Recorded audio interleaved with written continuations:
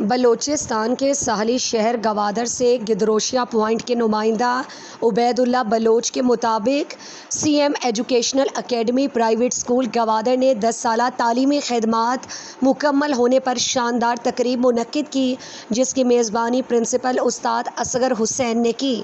مہمان خصوصی میر Abdul Ghafoor welfare trust کے چیئرمین میر ارشد کلمتی تھے، جبکہ معزز مہمانوں میں ایجوکیشن آفیسر وہاب مجید، حسن الاسلام، گوادر گرامر اسکول کے پرنسپل ناصر سہرابی، دارالعلوم ہائی اسکول کے محمد قاسم، دی اویس اسکول کے سر حنیف، فش فیکٹری کے ناگمان عبدل، پرائیویٹ اسکول ایسوسی ایشن کے صدر جمیل قاسم، اسماعیل عمر، یونس حسین اور علی عاقب شامل تھے۔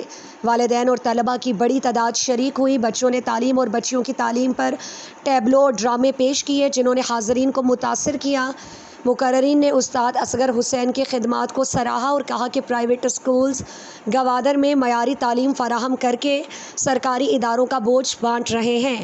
والدین سے اپیل کی گئی کہ وہ تعلیمی سرگرمیوں میں بھرپور دلچسپی لیں۔